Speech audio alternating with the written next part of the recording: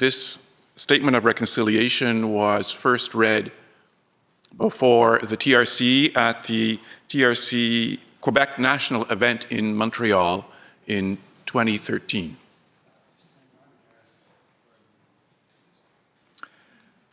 Let me begin today by first acknowledging all survivors of the residential schools and their families, the elders present, the commissioners, church and community leaders, and members of the wider communities.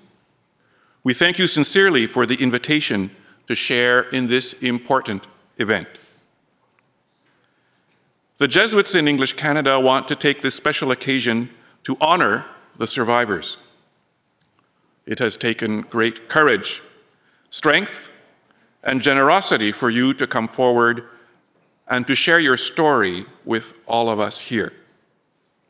A story of loss, grief, hardship, but also of resistance and healing. We also greet the children and the grandchildren of the survivors, who suffered in turn from their parents' trauma in the residential schools and learned from their character and bravery. We come today to pay tribute to the individuals who attended the Spanish residential school, both boys and girls. We recognize and embrace the students who attended the St. Peter Claver Residential School for Boys, St. Charles Garnier Collegiate, and St. Joseph's School for Girls, some of whom are with us today in the audience. This gathering is a symbol of hope and a reminder to all of us that such abuse must never happen again. I stand here on behalf of the Jesuits to say that we are truly, deep within our hearts, sorry for what we did to injure individuals, families, and communities by participating in the Canadian residential school system. When the Jesuits first met with First Nations peoples 400 years ago, we recognized the greatness of your spiritual beliefs. That openness we lost in the 20th century. The legacy of the residential schools is a terrible cloud on our legacy of friendship. Today, we are relearning how to trust each other in a deeper understanding of our own faith through the lessons that your elders have taught us. It has been a struggle for the Jesuits to recognize that we became an active part of a system aimed at the assimilation of your traditional culture. It was not until it was much too late that we realized the harm that we had done. The Jesuits are proud to still count many of our former students as friends and colleagues. We are grateful for the forgiveness and understanding that you have extended to us over the years. We humbly thank you for sticking with us and continuing to welcome us in your homes and communities. We come to celebrate the achievements of our students. We recognize that what they achieved as professionals, athletes, and community leaders was not because of our efforts at the school, but through their own strength of character and love of knowledge. We also come to acknowledge the students who were brave enough to confront us about our role in the residential school system some 30 years ago. We treated you as dissenters and malcontents rather than listening to what you had to tell us. Through litigation and lawsuits, we learned about harsh conditions, poor food, brutal punishment, and horrible incidents of sexual molestation. You turned to the courts because the Jesuits turned away from you. As educators, we have been shocked by stories of bullying, inadequate clothing, strapping, and beatings for minor offenses. Our school harbored individuals who molested or abused students. Bedwetters were tormented by older students and staff alike. The food was not fit for the needs of growing boys and girls. Children who were much too young were taken from the love of their families and placed under the guidance of men and women who had little training and less compassion. Most of all, we have heard stories of the inherent unfairness of the system. Students were given the strap for things that they did not do. Bullies were rewarded and victims punished. Abuse was not disclosed because there was no one who would hear a student's cry for help. We are still struggling with how it could possibly have happened.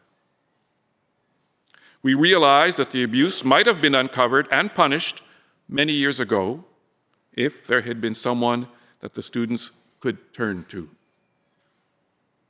We failed in putting the needs and interests of the Jesuit priests and brothers ahead of the welfare of our students.